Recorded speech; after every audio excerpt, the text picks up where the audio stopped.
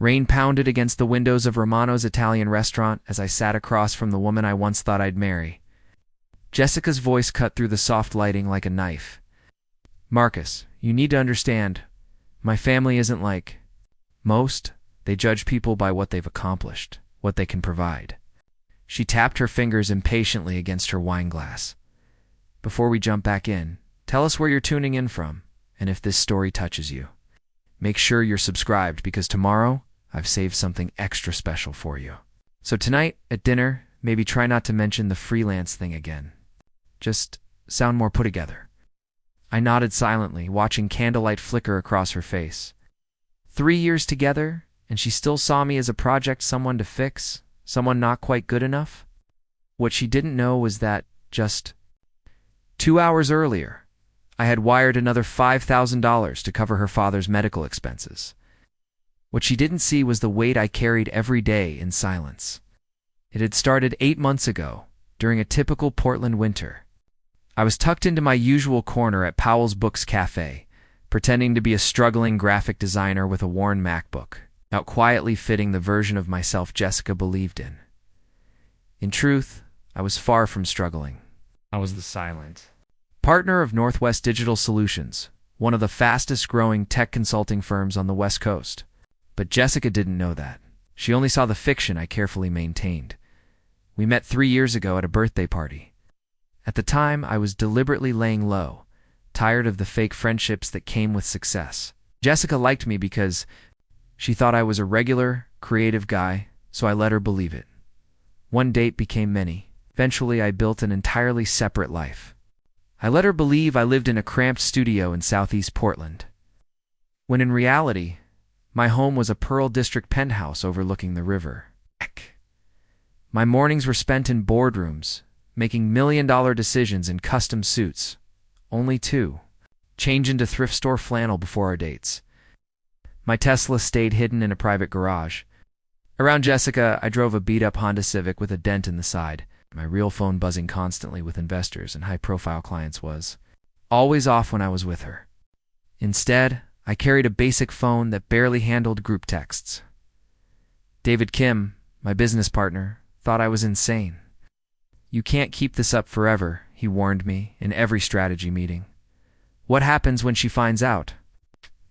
I did keep it up because, despite everything, I'd fallen in love with her. Not the polished version she showed the world, but the real one underneath. The way she curled up against me during rainy movie nights. The way she said my name when half asleep. The loyalty she gave to people who didn't deserve it. That Jessica, the one I loved, was starting to disappear. The financial spiral began in November. Jessica showed up at my apartment, visibly shaken. Her father had suffered a heart attack. The bills were overwhelming. Mom had lost her job during the pandemic and hadn't recovered financially. They were drowning. "They're talking about taking out a second mortgage," she said, tears brimming. "My dad feels like a failure." She looked at me with helpless eyes. I wish I could help, but my salary barely covers my rent. That night after she left, I sat alone in my real apartment and made the first anonymous payment, $5,000 to Pacific Northwest Bank. I created a shell company, Cascade Financial Services, to mask the donations as insurance, corrections, or billing errors. Nothing traceable. Each month, a new crisis. Each month, Cascade stepped in. A leaking roof, a car repair, back taxes.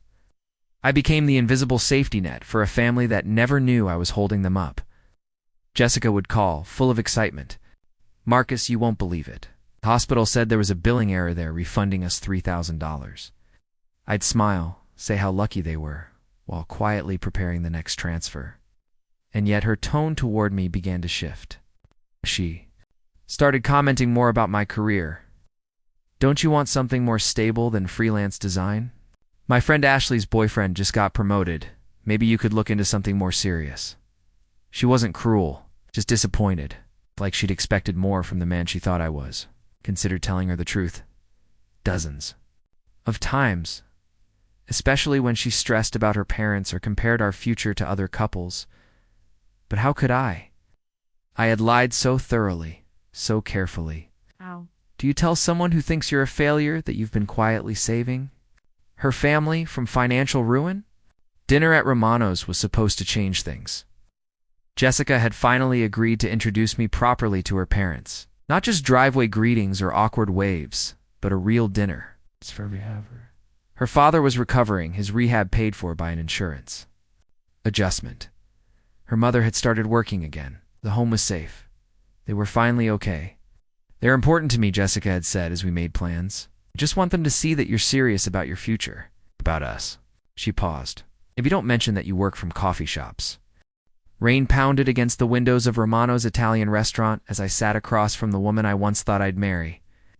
Jessica's voice cut through the soft lighting like a knife.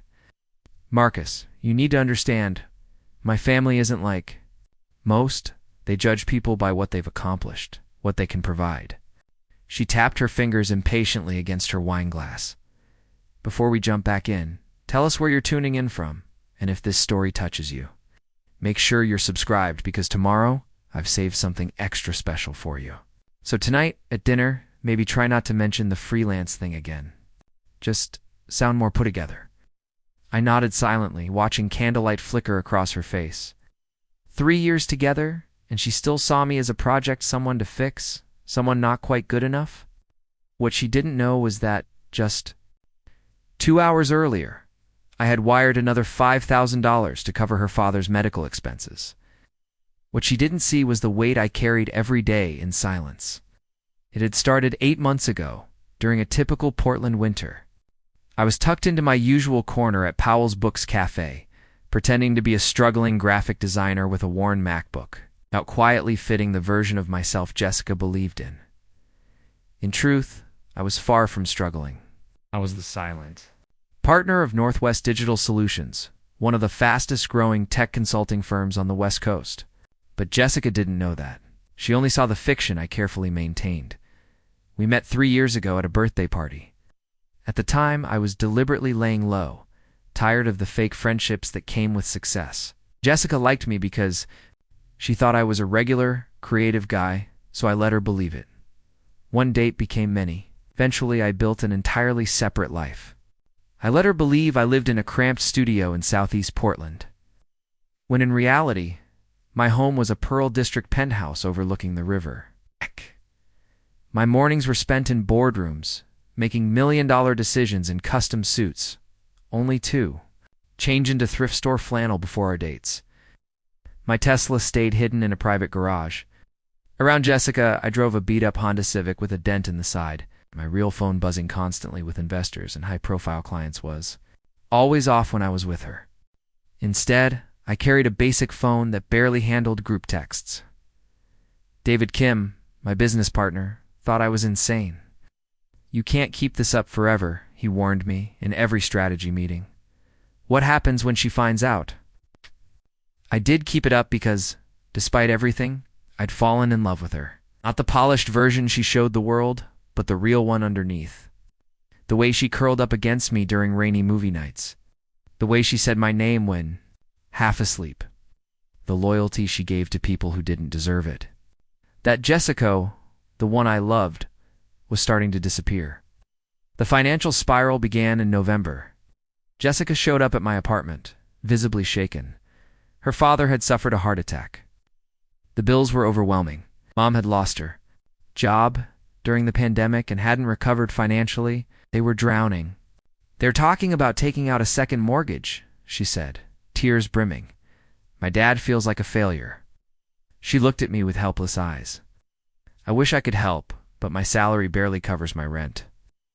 That night after she left, I sat alone in my real apartment and made the first anonymous payment, $5,000 to Pacific Northwest Bank. I created a shell company, Cascade Financial Services, to mask the donations as insurance, corrections, or billing errors. Nothing traceable. Each month, a new crisis. Each month, Cascade stepped in. A leaking roof, a car repair, back taxes. I became the invisible safety net for a family that never knew I was holding them up. Jessica would call, full of excitement. Marcus, you won't believe it. The hospital said there was a billing error there, refunding us $3,000. I'd smile, say how lucky they were, while quietly preparing the next transfer. And yet her tone toward me began to shift. She started commenting more about my career. Don't you want something more stable than freelance design? My friend Ashley's boyfriend just got promoted. Maybe you could look into something more serious. She wasn't cruel, just disappointed, like she'd expected more from the man she thought I was. Considered telling her the truth. Dozens of times, especially when she stressed about her parents or compared our future to other couples.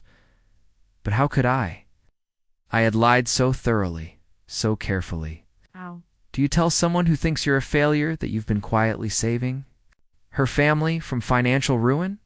Dinner at Romano's was supposed to change things. Jessica had finally agreed to introduce me properly to her parents. Not just driveway greetings or awkward waves, but a real dinner. Her father was recovering, his rehab paid for by an insurance adjustment. Her mother had started working again. The home was safe. They were finally okay. They're important to me, Jessica had said as we made plans. I just want them to see that you're serious about your future. About us. She paused. Maybe don't mention that you work from coffee shops.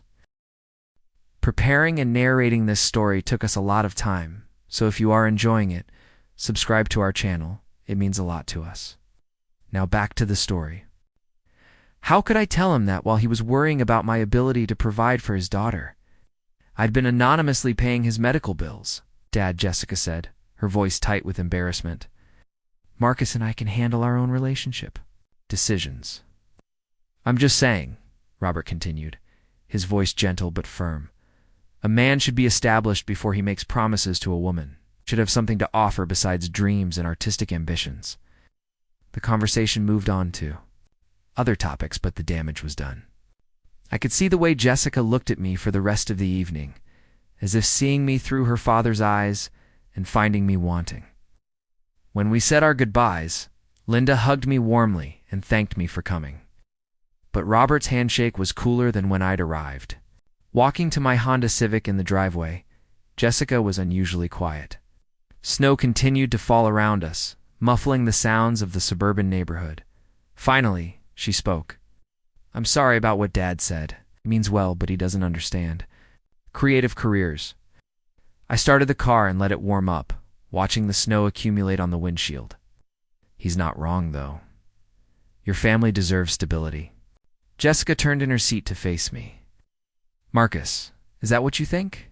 That you're not good enough for me? The question was loaded with implications I wasn't ready to confront. I think your father wants what's best for you. I can't blame him for that, but what do you want? What are we building together? I couldn't answer her honestly without revealing everything, so I deflected. I want whatever makes you happy, Jessica. She was quiet for a long moment, studying my profile in the dim light from the dashboard. Sometimes I feel like I don't really know you, Marcus? Like you're holding something back? My heart pounded, but I kept my voice steady. What do you mean? Don't know little things. The way you never seem worried about money, even when work is slow. How you always know exactly what to say when I'm stressed about my family's situation. Sometimes I wonder if there's more to your story than you're telling me. I pulled out of the driveway and navigated the snowy streets carefully, using the concentration required for winter driving as an excuse not to respond immediately. When I finally spoke, I chose my words carefully. I've been on my own for a long time, Jessica. I've learned to be resourceful, to stay calm under pressure. She nodded, but I could feel her watching me in my peripheral vision. The seed of suspicion had been planted, and over the following weeks, I began to notice the small ways she was testing me. She'd mentioned financial stress and watch my reaction. She'd ask detailed questions about my work that I had to deflect, or answer vaguely. She started paying closer attention to my clothes, my phone, the way I carried myself. The worst part was that I could see her pulling away emotionally. The easy intimacy we'd shared was being replaced by polite distance. She was evaluating our relationship with new criteria, measuring it against her father's concerns and her own growing doubts. I was losing her, but I was trapped by the very deception I'd created to keep her. Would ultimately expose everything. Linda Chen was diagnosed with diabetes during a routine checkup, a condition that required ongoing medication and regular monitoring. The family's insurance covered the basics, but the specialized care Linda needed was expensive. I watched Jessica's stress levels spike as she tried to figure out how to help her mother without compromising her own financial stability. That's when I made the mistake that would unravel everything. Instead of waiting for the usual anonymous payment system, I acted too quickly. I transferred money directly to Linda's pharmacy account to cover her prescription costs, not realizing that the payment would show up immediately and be traced more easily than my previous methods. Jessica called me the next evening, her voice strange and distant. "Marcus, I need to ask you something, and I need you to be completely honest with me." My mouth went dry. "Of course. What's wrong?" "My mom's diabetes medication was paid for. Today, the pharmacist said someone called and provided a credit card number over the phone. When Mom asked for details, they said the payment came from someone named Marcus Thompson." The silence stretched between us like a chasm. I could hear. My heart beat in my ears, could feel 3 years of carefully constructed lies crumbling around me. "Jessica, I can explain. Can you?" Her voice was cold now, harder than I'd ever heard it, because I've been thinking. "Marcus, all these mysterious payments, all the times my family's gotten exactly the help they needed. And you, always so calm about money, never stressed about work like other freelancers I know." I closed my eyes, knowing the moment of reckoning had finally arrived. "Where do you want me to start?" The phone call stretched into 30 minutes of painful confessions. I told Jessica everything while standing in my real apartment, looking out at the Portland skyline I'd kept hidden from her for 3 years. My voice remained steady as I explained about Northwest Digital Solutions, about the penthouse, about the Tesla gathering dust in its private garage. But with each revelation, I could hear her breathing grow more shallow, more controlled. "So, let me understand this correctly," Jessica said when I finally finished. Her voice carried an edge I'd never heard before. "For 3 years, you've been lying to me about who you are. You've been living in some elaborate fantasy while I've been worrying about whether you could afford to split a dinner check. I wasn't trying to deceive you maliciously, Jessica. When we first met, I just wanted someone to like me for who I was, not what I could provide, who you were." Her laugh was bitter. "Marcus, I don't even know who you are. The person I've been. Dating doesn't exist. The struggling freelancer, the guy who shops at thrift stores, the man who understands what it's like to worry about money, that was all a performance." I sank onto my leather couch, the one she'd never seen, surrounded by the life I'd kept. Secret. The feelings were real, Jessica. Everything between us was real. Was it, though? Because while I was falling in love with someone I thought was my equal, someone I thought understood my struggles, you were playing some twisted game. You were watching me stress about my family's debt while secretly being the one paying it off. Do you have any idea how that makes me feel?" The pain in her voice cut deeper than anger would have. I could picture her in her small apartment, the one I'd pretended was nicer than my own living space, trying to process the complete upheaval of everything she thought she knew about our relationship. "I wanted to tell you so many times," I said quietly. "But as time went on, it became impossible." "How do you explain that kind of deception?" "You don't," she replied coldly. "You don't explain it because it's inexplicable. 3 years, Marcus. 3 years of me introducing you to people as my boyfriend who was figuring things out. 3 years of my parents pitying me for dating someone they thought couldn't provide for me.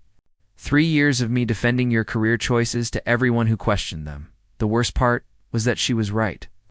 I had put her in the position of constantly defending our relationship to people who saw me as inadequate, never knowing that their judgment was based on an entirely false premise.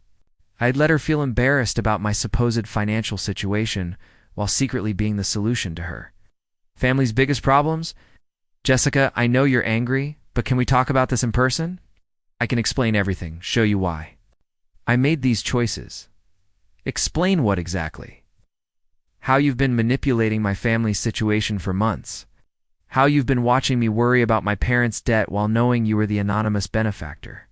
How you sat through dinner with my father, listening to him tell you that you weren't good enough for me, knowing you could buy his house with pocket change. Each accusation landed like a physical blow, because they were all true.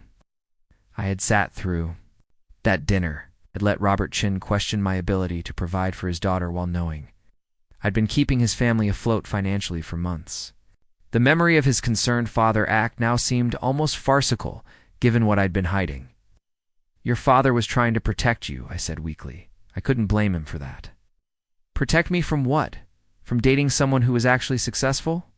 From being with someone who could have given me the security he wanted for me? Instead, he was protecting me from a lie, Marcus. A lie you created and maintained. The conversation continued for another hour, circling through the same territory of betrayal and deception. Jessica's anger was clean and justified, while my explanation sounded increasingly hollow, even to my own ears. How do you justify letting someone you love struggle and worry when you have the power to eliminate their concerns entirely? How do you explain choosing elaborate deception over honest communication? When she finally hung up, she didn't say goodbye. She simply said, "I need time to think about all of this," and the line went dead. I sat in my expensive apartment, surrounded by all the luxuries I'd kept hidden, feeling more isolated than I had in years. The next few days passed in a strange, suspended reality. I went through the motions of my business responsibilities, attending meetings and reviewing contracts, but my mind was constantly on Jessica. I found myself checking my phone obsessively, hoping for a text or call that never came. David noticed my distraction during our weekly strategy session. "You look like someone died," he observed, reviewing the quarterly reports I'd barely glanced at. "Let me guess. Girlfriend troubles?" I hadn't told David the full extent of what had happened, only that Jessica had discovered some things about my financial situation. She found out about the business, about everything I've been hiding. David set down his coffee and looked at me seriously. "Marcus, I've been telling you for months that this would happen eventually. You can't build a relationship on that kind of deception. What did you think was going to happen? I thought I'd find the right time to tell her. I thought if she loved me enough, she'd understand why I did it. And does she?" I shook my head. "She feels manipulated. It's like our entire relationship was based on lies." David was quiet for a moment, considering his words carefully. "Look, I've known you since college. You're one of the most genuine people I know, which is why this whole situation never made sense to me. But from her perspective, you've been living a completely fabricated life. You made her an unwitting participant in your elaborate cover story. I was trying to protect what we had. No, you were trying to control it. There's a difference." David's words stung because they rang true. "You didn't trust her enough to love the real you, so you created a version you thought she'd find acceptable. That's not protection, Marcus. That's manipulation." The harsh assessment forced me to confront the real motivation behind my deception. I had convinced myself that I was being noble, avoiding the gold digger problem I'd encountered in previous relationships, but the truth was messier and more selfish. I had enjoyed being needed by Jessica, enjoyed being the solution to her family's problems while maintaining the image of someone who couldn't possibly be responsible for their good fortune. 3 days after our phone call, Jessica finally agreed to meet me in person. She suggested Powell's café, the same place where I'd spent months maintaining my false identity while conducting real business on my hidden laptop. The irony of the location wasn't lost on either of us. She arrived precisely on time, looking composed but distant. Gone was the easy familiarity we'd shared, replaced by the polite wariness of strangers. She ordered green tea and sat across from me at the small table where I'd spent countless hours living my double life. "I've had time to think," she began without preamble. "And I keep coming back to the same question. If you felt you had to lie about who you were, what does that say about what you thought of me?" I had prepared for anger, for accusations, for demands for explanation. I hadn't prepared for the quiet hurt in her voice, the way she looked at me like I was someone she'd never met before. "Jessica, I never lied because I thought poorly of you. I lied because I was scared of losing you. But you lost me anyway, didn't you?" She stirred her tea absently, not meeting my eyes. "The person you were afraid of losing never existed. Marcus, you were so busy protecting yourself from women who might want you for your money that you never gave me the chance to prove I wasn't one of them." "You're right," I admitted. "I made assumptions about how you'd react, about what kind of person you were. without ever giving you the opportunity to show me. The worst part isn't even the lying, she continued. It's the paternalistic way you handled my family's situation. You decided they needed help, and you decided you were the one to provide it. All while letting them believe it was charity or luck or insurance corrections. You took away their agency, their right to know who was helping them and why. I hadn't considered it from that angle before, but she was absolutely right. I had made unilateral decisions about the Chen family's financial situation without their knowledge or consent. I had treated them like charity cases rather than people deserving of honesty and respect. My parents think they've been blessed by some kind of miracle, Jessica said, finally looking up at me. They've been praising God and feeling grateful to the universe for sending them help in their darkest hour. When they find out it was their daughter's boyfriend playing puppet master with their lives, how do you think that's going to feel? The question hung between us like an accusation. I realized that Jessica wasn't just angry about my deception toward her. She was dreading the conversation she'd have to have with her parents, the way this revelation would taint every moment of relief and gratitude they'd experienced over the past months. Are you going to tell them? I asked. I don't know, she said quietly. Part of me thinks they deserve to know the truth. But part of me doesn't want to take away the comfort they've found in believing someone cared enough to help them without expecting anything in return. I didn't expect anything in return, Jessica. I helped them because I care about you, because their happiness matters to you. But that's just it, Marcus. You expected the most valuable thing of all. You expected to be seen as the perfect boyfriend who understood struggle, who was supportive and caring despite his own limitations. You got to be the hero in my eyes and the anonymous savior to my family. You got everything you wanted while giving up nothing but money. Her assessment was devastating in its accuracy. I had indeed gotten everything I wanted from the arrangement. A girlfriend who appreciated my emotional support and parents who were financially secure thanks to my intervention. I had been the hero of my own story while casting everyone else as unknowing recipients of my generosity. The conversation continued for another hour, but the conclusion was inevitable. Jessica wasn't just angry about the deception. She had lost trust in her ability to judge my character entirely. How could she believe anything I said when I'd proven myself capable of such elaborate and sustained dishonesty? When we finally stood to leave, she looked at me one last time with something that might have been regret. I probably could have fallen in love with the real you, Marcus. I wish you'd given me the chance to find out. Those words would haunt me for weeks, too. Come. The recognition that my fear of rejection had created the very outcome I'd been trying to avoid. I had lost Jessica not because of who I really was, but because of who I'd pretended to be. 2 weeks passed in complete radio silence from Jessica. I threw myself into work with an intensity that worried even David, staying at the office until midnight, reviewing contracts that didn't require my attention and micromanaging projects that my team could handle perfectly well without me. The routine helped distract me from constantly checking my phone for messages that never came. Then Ashley Rodriguez called me on a Thursday evening while I was sitting in my penthouse staring at takeout I had no appetite for. I barely knew Ashley, beyond brief introductions at group gatherings, but Jessica had mentioned her as her closest friend since college. Her voice was crisp and professional when I answered. Marcus, we need to talk.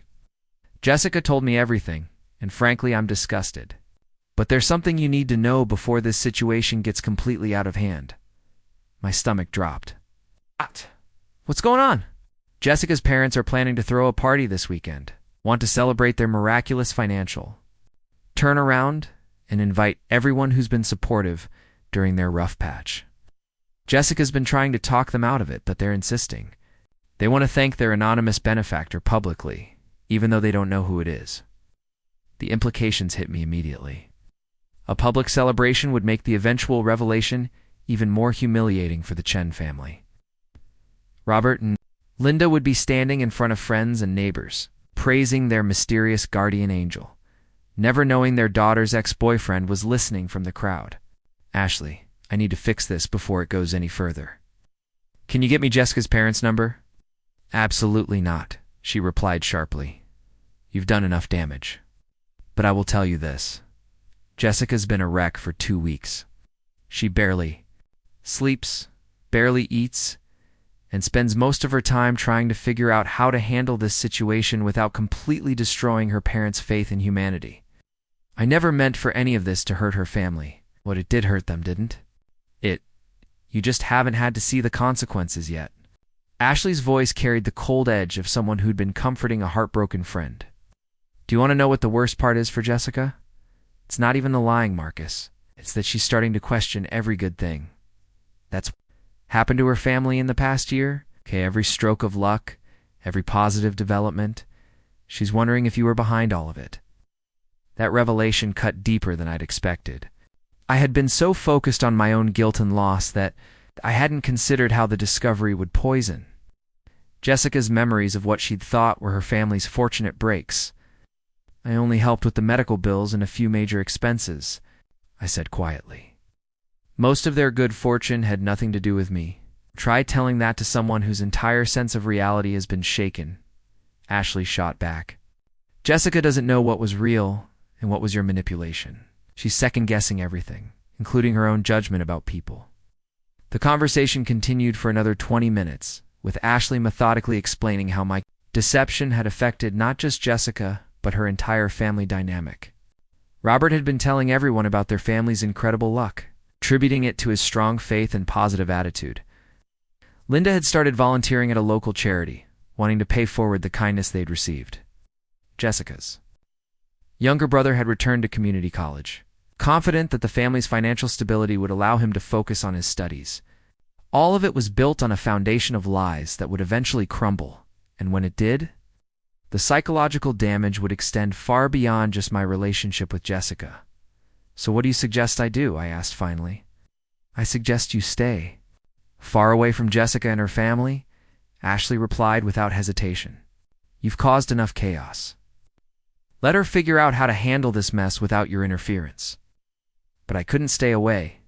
Not when I knew the Chen family celebration was happening in 3 days. The thought of Robert and Linda standing in front of their friends thanking an anonymous benefactor they'd never be able to properly acknowledge was unbearable. Even worse was imagining Jessica sitting through that celebration, knowing the truth, but unable to share it without devastating her parents. Against Ashley's advice, I decided to attend the celebration. It's not to reveal myself or cause a scene, but to witness the full extent of what my deception had created. I owed it to Jessica and her family to see the real impact of my choices, even if they never knew I was there. The party was held in the Chen family's backyard on a surprisingly warm March evening. I parked my Honda Civic 2 blocks away and walked through the neighborhood, passing modest homes with well-maintained yards and decorative flags. The Chens had strung lights between the trees and set up folding tables covered with homemade food. The scene was exactly what I'd expected from this family. Warm, welcoming, and genuine. I positioned myself across the street behind a large oak tree, close enough to hear, but far enough away to remain unnoticed. About 30 people had gathered, a mix of neighbors, family friends, and what looked like Robert's former co-workers from the construction company. Everyone seemed genuinely happy to be there, celebrating with a family they clearly cared about. Jessica stood near the back porch wearing a blue dress I'd never seen before, smiling and chatting with guests, but looking strained around the edges. Even from a distance, I could see the tension in her posture, the way she kept glancing toward her father as if dreading what he might say next. Robert Chen stood up on the back porch around 7 o'clock, tapping a spoon against his beer bottle to get everyone's attention. The conversations gradually died down as neighbors turned to face him. Linda stood beside her husband, beaming with the kind of genuine happiness that made my chest ache with guilt. "Hey, friends. Thank you all for coming tonight," Robert began, his voice carrying clearly across the yard. Linda and I wanted to gather everyone who's been supportive during what's been the most challenging year of our lives. Murmurs of agreement and encouragement rippled through the small crowd. I could see Jessica's jaw tighten as her father continued. "Most of you know about my heart attack last fall and the financial strain that followed. There were times when Linda and I wondered if we'd lose the house, if we'd be able to afford my medications, if we'd end up burdening our children with our problems." Linda nodded, dabbing at her eyes with the tissue. Several neighbors reached out to pat her arm supportively. But something miraculous happened, Robert continued, his voice growing stronger. Just when things seemed darkest, we started receiving help from the most unexpected places. Insurance adjustments, billing corrections, charitable payments. It was like having a guardian angel watching over our family. I watched Jessica close her eyes briefly, as if the words physically pained her. Ashley stood beside her, offering silent support while keeping a watchful eye on her friend's reaction. We never found out who was responsible for most of the help we received, Robert went on. Hospital administrators claimed it was routine corrections, but Linda and I know better. Someone was looking out for us, making sure we didn't fall through the cracks. The crowd murmured appreciatively. Several people nodding as if they'd experienced similar mysterious assistance during their own difficult times. Tonight, I want to publicly thank our anonymous benefactor. Whoever you are, Robert said, raising his beer bottle toward the sky. You gave us more than financial help. You gave us hope when we needed it most, and you did it without expecting recognition or gratitude. That kind of generosity restores your faith in humanity. The entire gathering raised their drinks in a toast to the unknown guardian angel. I watched from across the street as 30 people celebrated my deception, transforming it into something noble and inspiring. The irony was overwhelming. I had become the hero of a story where I was actually the villain. Linda took the microphone next, her voice trembling with emotion. I want to add something to what Robert said. During the worst of our troubles, I prayed every night for help, for some sign that we weren't alone in our struggles. When those payments started appearing, when bills got mysteriously resolved, I felt like God was answering my prayers through the kindness of strangers. She paused, wiping her eyes again. It taught me something important about community, about how we're all connected. Someone out there cared enough about our family to help us without expecting anything in return. That's the kind of person I want to be for others. The celebration continued for another 2 hours, with neighbors sharing their own stories of unexpected kindness and community support. I listened to testimonials about the Chen family's character, about Robert's work ethic, and Linda's generosity. Despite their own struggles, about Jessica's devotion to her parents during their crisis. What struck me most was how the anonymous help had become part of a larger narrative about faith, community, and human goodness. The Chen family had integrated my financial assistance into their worldview in a way that gave them strength and purpose. Robert had started volunteering with a local nonprofit that helped families navigate medical debt. Linda was organizing care packages for neighbors facing their own health crises. My deception had accidentally created a positive feedback loop of generosity and community engagement. The Chins were paying forward help they thought had come from strangers, creating real benefit for other families in similar situations. It was a beautiful outcome built on a foundation of lies, and that contradiction felt like a weight in my chest. As the party wound down and guests began to leave, I saw Jessica walk her parents back toward the house. She hugged them both on the back porch, and even from across the street, I could see the love and pain warring in her expression. She was watching her parents bask in gratitude for help that had come from the man who'd broken her heart, knowing she couldn't correct their misunderstanding without destroying their faith in human kindness. Walking back to my car through the quiet neighborhood, I finally understood the full scope of what I'd created. It wasn't just a romantic relationship built on deception. It was an entire family's sense of hope and community that would be shattered when the truth eventually came out. And it would come out eventually, because secrets this big never stayed buried forever. The question wasn't whether Jessica would tell her parents the truth, but when and how she'd find the courage to do it. Until then, she was trapped carrying the weight of my deception, watching her family celebrate a lie while being unable to set the record straight. I had thought I was being noble by helping the Chen family anonymously, but I'd actually created a situation where the truth would cause more damage than the original financial problems ever could have. That realization settled into my bones as I drove home through the empty Portland streets, knowing that tomorrow I'd have to figure out how to fix something that might be irreparably broken. The confrontation I'd been dreading came exactly 1 month after the celebration, Jessica called me on a Tuesday morning, her voice hollow but determined. My parents know everything. I told them last night. I was sitting in my real office, overlooking downtown Portland through floor-to-ceiling windows that Jessica had never seen. The morning light seemed harsh and unforgiving as I absorbed her words. How did they take it? How do you think they took it, Marcus? Her voice cracked slightly. My father spent the night sitting in his garage, not speaking to anyone. My mother keeps asking what she did wrong, why we couldn't trust them with the truth. The image of Robert Chen alone in his garage, processing the revelation that his family's salvation had come from the man he deemed unworthy of his daughter, hit me like a physical blow. Jessica, I'm sorry. I know that doesn't fix anything, but I need you to know that I never wanted to hurt your family. Well, you did hurt them. Congratulations, Marcus. You got exactly what you deserved. Her words were like ice, but there was something else in her tone that made me pay closer attention. What do you mean? I mean, you played God with people's lives, and now you get to live with the consequences. My parents don't want your money anymore. They've asked me to arrange paying back every cent you spent on their behalf.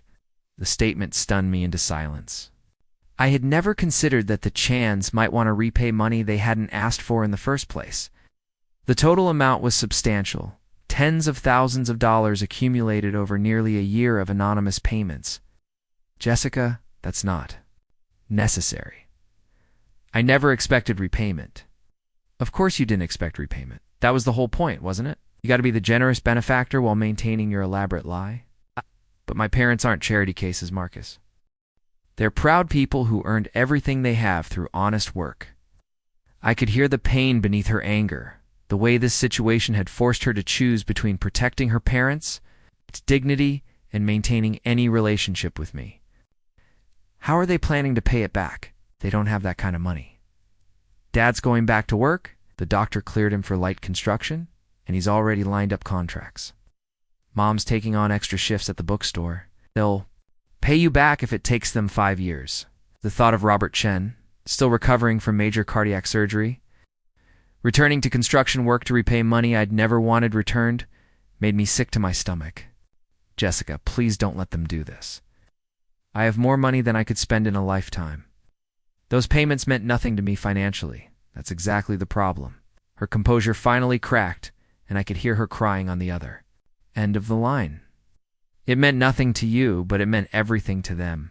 Their gratitude, their faith in human kindness, their sense that someone cared, all of it was built on your lie.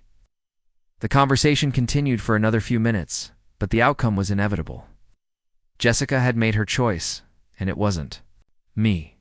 She was choosing her family's dignity over any possibility of reconciliation, choosing their right to autonomy over my desire for forgiveness. When she hung up, I sat in my office for a long time, staring out at the city where I'd built my success while living my elaborate deception. David found me there hours later, still holding my phone, still processing what I'd lost. The girlfriend situation, he asked, settling into the chair across from my desk. I told him everything about the celebration party, about Jessica telling her parents the truth, about their insistence on repaying money they'd never asked to borrow. David listened without interruption, his expression growing more serious as the story unfolded. Marcus, you realize what you've done, don't you? He said when I finished. You didn't just lose a girlfriend. You destroyed a family's peace of mind. I was trying to help them. No, you were trying to help yourself feel better about lying to their daughter. There's a difference. David's assessment was harsh but accurate. It created a situation where your desire to be seen as caring and supportive required other people to remain ignorant of your deception. The weeks that followed were the loneliest of my adult life. I threw myself into work, expanding Northwest Digital Solutions aggressively and taking on projects that required extensive travel. Anything to avoid sitting in my penthouse thinking about Robert Chen working construction jobs his heart might not be able to handle, all to repay money I'd given freely. I tried calling Jessica twice, hoping to convince her to let me forgive the debt, but she never answered. Ashley Rodriguez did call me once, her voice cold and professional. Stop trying to contact Jessica. She's trying to move on with her life. I just want to help her family. They don't need to pay back that money. You've helped enough, Ashley replied. The best thing you can do now is stay out of their lives completely. 6 months later, I ran into Jessica at a coffee shop in the Pearl District, not far from my apartment building. She was with a man I didn't recognize, someone closer to her age with an easy smile and clothes that suggested middle-class stability, rather than wealth. They were laughing about something when I walked in, and the sound of her genuine happiness was both wonderful and devastating to hear. She saw me at the counter, and her expression shifted, becoming polite but distant. She approached me alone while her companion saved their table. "Marcus," she said simply. "Jessica, you look well." She did look well, better than she had during our final conversations. There was a lightness to her posture that I remembered from our early days together. "I wanted you to know that my parents finished paying you back last month. Dad got a bonus on his latest project, and they made the final payment." I nodded, though the news made my chest ache. Robert Chen had spent the better part of a year working himself to exhaustion to repay money I'd never wanted returned. "How is he? His health, I mean." "He's fine. The work has actually been good for him, gives him a sense of purpose, makes him feel useful again." She paused, studying my face. "He doesn't talk about you anymore, if that's what you're wondering." "None of us do." The finality of her statement settled between us like a wall. I was truly erased from their lives now, not just as Jessica's ex-boyfriend, but as any kind of presence in their family's story. "I'm glad you're happy," I said, and meant it. "I am happy," she replied. "I'm with someone who trusts me enough to be honest about who he is. It makes all the difference." She walked back to her table, and I left the coffee shop without ordering anything. Standing on the sidewalk outside, I watched through the window. As she rejoined her companion, saw the easy way they interacted, the absence of secrets or performance. I realized then that my punishment wasn't losing Jessica, it was understanding exactly what I'd thrown away and why. I'd been so focused on protecting myself from potential rejection that I'd created the very outcome I'd been trying to avoid, in trying to make myself indispensable through financial support, while remaining emotionally available as the struggling artist. I'd made myself dispensable in every way that actually mattered. The Chen family had moved on without me, their dignity intact, and their relationships honest. Jessica had found someone who respected her enough to be authentic from the beginning. They were all better off without the elaborate deceptions I'd convinced myself were acts of love. Walking back to my apartment, I finally understood that some mistakes can't be fixed, only learned from. I'd spent years building a successful business by being strategic and calculating, but I'd applied the same approach to love and nearly destroyed the people I'd claimed to care about most. The hardest part wasn't losing Jessica. It was accepting that I deserved to lose her. Some bridges once burned can never be rebuilt. Sometimes the kindest thing you can do for people you've hurt is exactly what Ashley had told me: stay out of their lives completely and let them find the peace and honesty they deserve. Up next, you've got 2 more standout stories right on your screen. If this one hit the mark, you won't want to pass these up. Just click and check them out.